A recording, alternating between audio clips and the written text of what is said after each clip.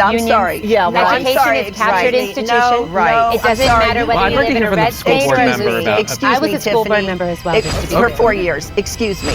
So I'm sorry. 24 years of capture does not a good school board member make. Okay. Oh, Tiffany, so you are rude. Anyway, it's just the the truth. one thing that you can't say is the Republicans have had super majority control of the House and the Senate and the governor's office for over 20 years. May I speak to that, Ben? What do you think For they should... over 20 years. Well, I actually looked it up. The top 5 states with the biggest literacy problems in America are... I think that diversity in the classroom, especially in conversation, helps to breed critical thinking skills in children. But I think the fact that we're having this conversation when, according to the National Assessment for Educational Progress and our nation's report card, might that be a way of solving that problem? I think that every child should be able to see themselves in books in their libraries and in their classrooms. And I think that it absolutely does help them to connect to different things that they're learning in schools. There's no doubt about it. I think that diversity in the classroom, especially in conversation, helps to breed critical thinking skills in children. But I think the fact that we're having this conversation when we have only a third of America's children reading on grade level. And again, these are the federal government statistics. These aren't my statistics. And I think we need to be talking about why are American children not learning to read in school. And okay, so this debate is conservatives versus progressives on DEI policies in schools. This should be interesting. And my thoughts on this so far, y'all should probably already know. I'm more focused on the reading literacy problem. Yeah, this is a cool debate, but she kind of brought it up at the end. I would be more concerned that why don't 66% of children in grade schools know how to read? That should be the number one problem. Nonetheless, I'm going to save my thoughts for the end. Let's continue. That's happening in the grades of K through 3. So we're not getting to the great works yet. That has nothing to do with the conversation. Why are our children not learning to read in America's classrooms? There's been political and ideological capture of our public school system for multiple generations. I'd go back 20, 25 years. During that time, when you look at inflation-adjusted spending in our public school systems, it's gone up 25, 30%. You can look at every state. But the outcomes, what Tiffany's focused on, the outcomes, our kids can't read. Who's run Florida for 25 years? That's what I was just going to say. I'm sorry. Yeah, well, education is captured institution. No, it doesn't matter whether you live in a red state or a blue state. I was a school board member as well, just to be clear. For 4 years. Excuse me. I'm sorry. 24 years of capture does not a good school board member make. Okay. Oh, Tiffany, you are rude. Anyway, it's just the truth. one thing that you can't say is the Republicans have had super majority control of the House and the Senate and the governor's office for over 20 years. May I speak to that, Ben? What do you think they should... For over 20 years. So you're all going to complain about it, but you've all been in control of it for 20 plus years. And what are some of the things you feel that the Republicans have done or have not done that have... Well, I actually looked it up. The top 5 states with the biggest literacy problems in America are Louisiana, New Mexico, Mississippi, Texas, and Nevada. In this previous election, 2 of those 5 states were blue. 3 of the 5 states were red, meaning about 40% were blue and 60% were red. Louisiana red, Mississippi red, Texas red, Nevada blue, New Mexico blue. So although literacy does lean more on the Republican side, 60% literacy problem being red, 40% being blue, they aren't as far off as you think, considering there are 50 states in the country. Meaning that there are 50 states in the country, let's say 25 are red and 25 are blue. That means there are at least 20 red states that have higher literacy levels than at least some of the blue states. So the only point that I'm getting at is that literacy isn't necessarily a partisan issue. Surprised I have to say this. Literacy in America is a nationwide thing that we should be trying to fix. And it's just a school system problem, obviously, whether you look at red or blue states, because 40% of the top 5 states that have literacy problems are blue states.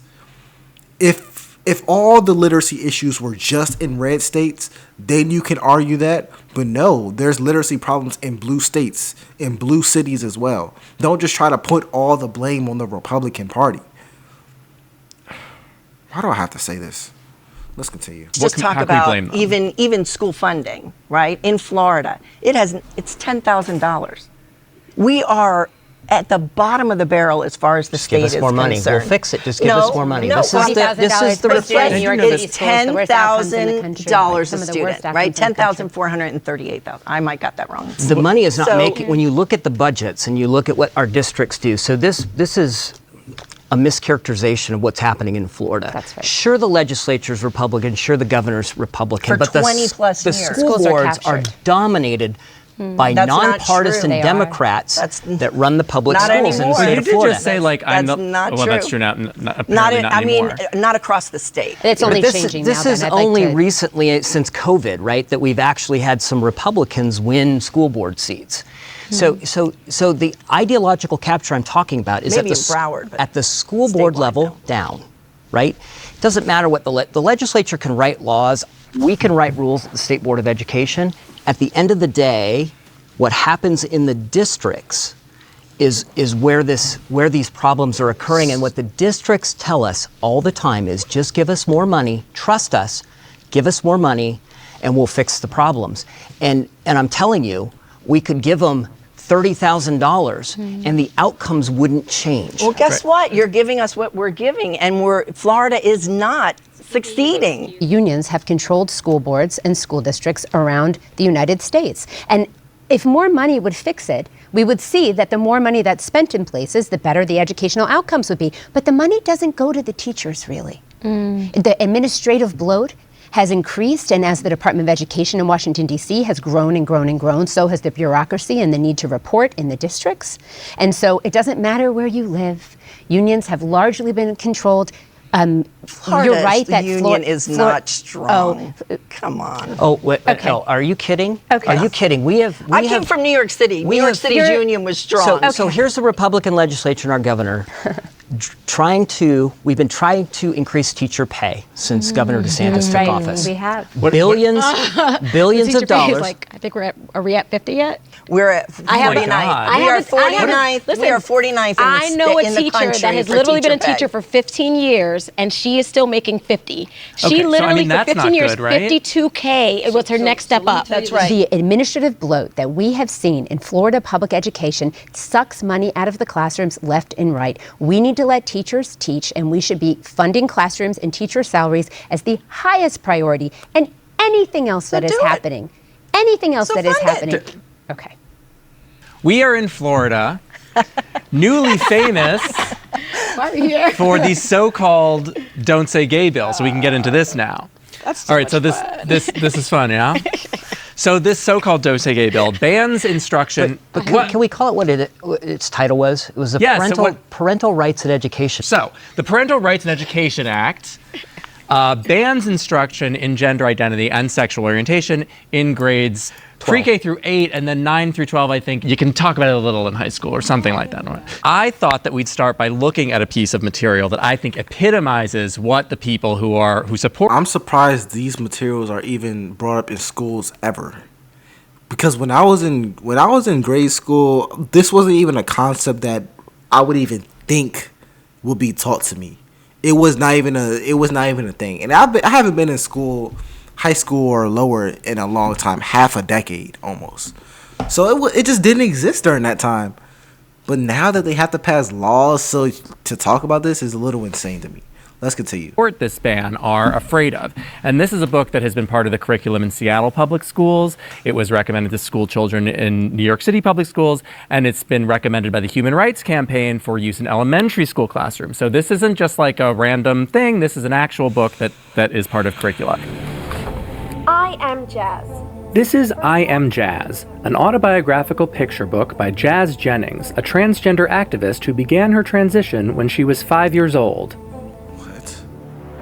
I'm going to explain my objection, because we just had a school shooting in Georgia. Thank you. And the school shooter ostensibly attacked that school because he didn't feel trans rights were being respected.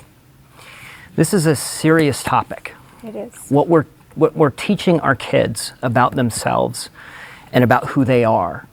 But it has gotten to the point now where we've had 2 school shootings over an ideology and an indoctrination of our kids into thinking there's something wrong with them. They were born in the wrong body. But who's making them feel that way? Where children are being told in public school classrooms that they were born in the wrong body. Do you know that Jazz, a little boy, had his penis split open and inverted, sterilized, never have an orgasm, has to stick a dilator in to keep an open wound open? This is a child. The fact that this is even a debate for children, here's the thing. Children wouldn't even know this stuff existed. I'm talking about young children. I'm not talking about teenagers. Children shouldn't be exposed to this stuff. And I get it. I've said in my past videos you should teach children stuff and let them interpret it. I'm talking about high schoolers when it comes to teaching them everything. When it comes to young kids below the age of 10, they should be protected from knowing certain things. That's why they have even movies protect them. Movie theaters do it. They don't let kids watch rated R films and all of that stuff. And some topics are just too serious, are too complex for young children to understand. And I think this is something that parents should introduce. Like, did we not separate the home and the school? Like, are they just combined into one now? Nonetheless, I'm going to end this video here. Let me know who you guys think won the debate, the conservatives or the Republicans. My name is LFR JoJo, and I'll see you on the next one. Peace.